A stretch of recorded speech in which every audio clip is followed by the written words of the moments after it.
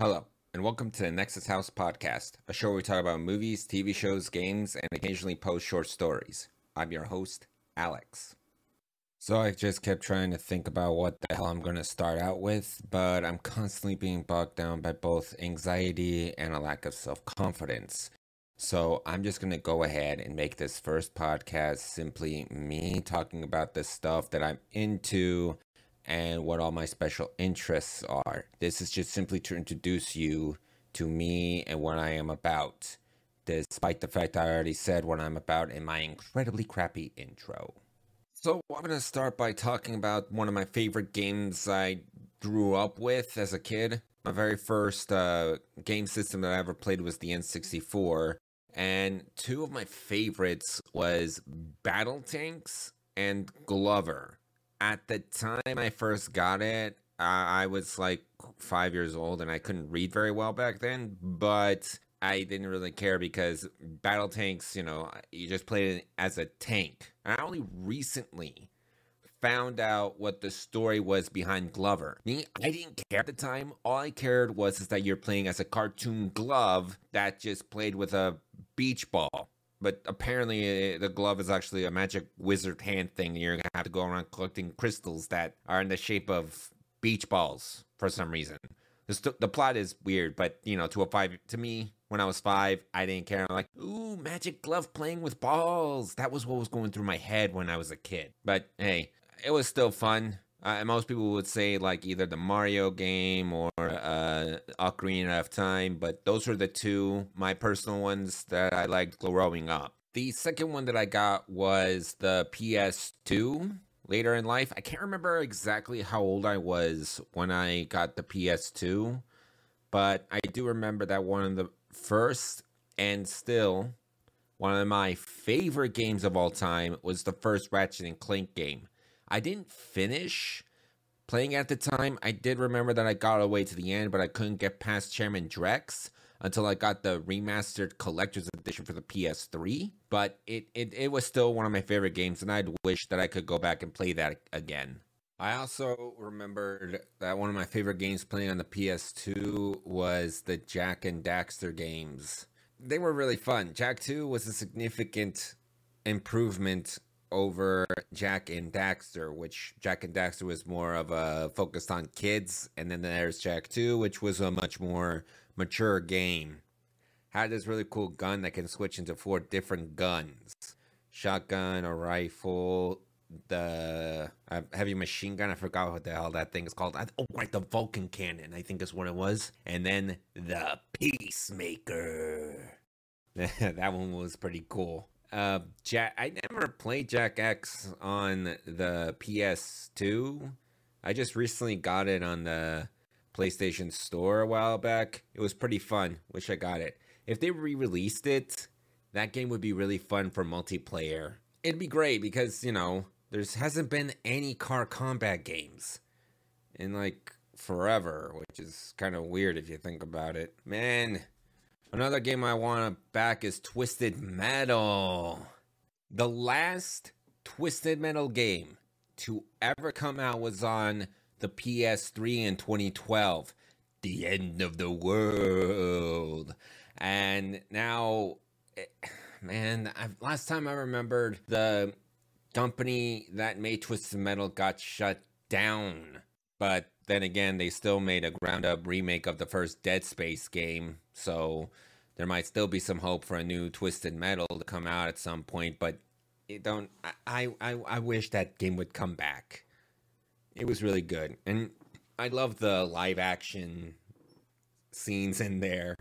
I think the most badass one was Mr. Grimm when he came smashing through that window.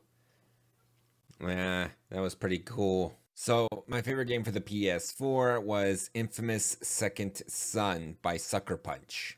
It was a really fun game when you play as this guy named Delson Rowe, and he was basically like their version of Rogue, meaning that he can be able to absorb powers from other conduits, which is what they call superpowered beings inside that game. They had this black and white morality system going on here, but what made that morality system was so interesting though is that it would also impact what kind of powers you get. You be a good guy, you get like kind of low damage kind of powers. Still pretty cool, but they're more being able to help heal people and restrain others and stuff like that. And then the evil ones were the way more powerful and badass stuff, which kind of gives me a feeling that they were trying to make you lean over to being a bad guy.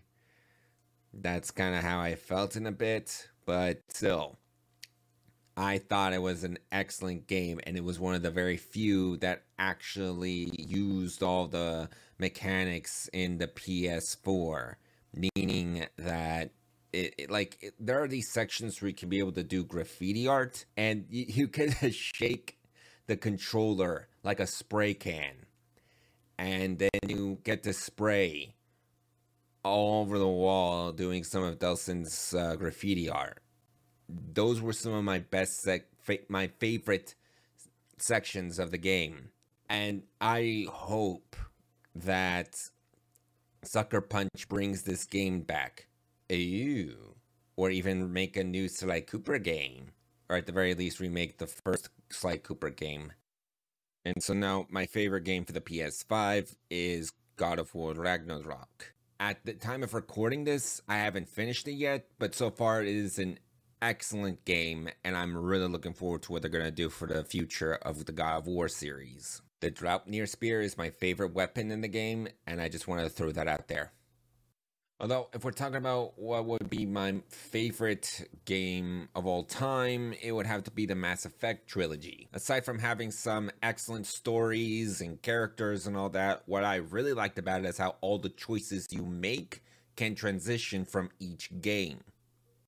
If you got the previous games, and whatever choice you make in the first one, you can transition to the next one, and will have an impact on how the story is going to go.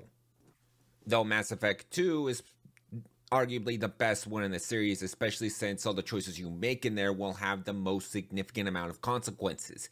Even the best characters, being Garrus and Tali, could wind up dead in that one, and they will have the biggest impact in the main story of Mass Effect 3. I should probably stop talking about Mass Effect now, because now this whole thing's starting to, go a completely different way. So I'm going to start talking about some of the movies and TV shows that I like now. It's hard for me to say exactly what is my absolute favorite TV shows of all time, but the ones that I liked the most when growing up was Courage the Cowardly Dog and Batman the Animated Series.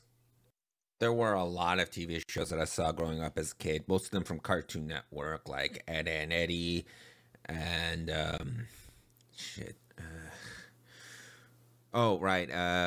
Foster's Home for Imaginary Friends, Powerpuff Girls, but the ones that I liked the absolute most was Batman the Animated Series and Courage the Cowardly Dog. Which, okay, if we're going which one of them had the most quality, it was Batman. Kevin Conroy and Mark Hamill as the Batman and Joker, it was the best, and it gave, it's what made Batman today. They took some of the joke characters from the comics and made them actually serious, terrifying, and, for some of them, sympathetic. Mr. Freeze, I think, deserves a second chance on the big screen. But that's a whole other conversation for another time. And Courage the Cowardly Dog is basically about this dog trying to protect his new family from a bunch of the supernatural horrors that they're constantly being attacked by. Those were just my two personal favorite TV shows growing up as a kid. So now I'm going to bring up the two animated movies that I believe are 100% underrated. That's The Iron Giant and Titan AE. So, anyone who doesn't know, for any weird reason, Titan AE was this sci-fi movie that took place after these energy-based aliens. If I remember right, they were called the Dredge, and they destroyed the Earth, but not before the main character's dad was able to escape on a spaceship that had the power to make a new planet. It was basically an ark. And it had the DNA samples of every single animal and plant that existed prior to Earth's destruction. Afterwards, humanity starts to enter a decline and is about to go extinct. And a friend of the main character's dad shows up and tells him that they can find a way to restart again. But, you know, the whole thing kind of turns into a whole betrayal thing. Point is, it was a very excellent sci-fi movie that deserved more than what it got. But the movie flopped so bad, Fox Animation got shut down, which sucks. Another movie that I thought was incredibly underrated was The Iron Giant, which is a movie about a little kid who becomes friends with a giant robot from outer space. This was also one of Vin Diesel's earliest movies, and I personally think he did an excellent job voicing the titular giant. And it was a very heartwarming story about the friendship between this robot and the little kid, and I cried in the end. So that's pretty much the introductory into who I am and what are the things I'm talking about, and some of my, well, personal opinions on some things that I thought were underrated or underappreciated. If you're interested in seeing more by me, you can check me out on YouTube and TikTok, and you can follow me on Twitter. And if you want to hear more from me, please support me on Patreon at the Nexus House. I'll be uploading some of my short stories on Patreon first. I'll see you all next time.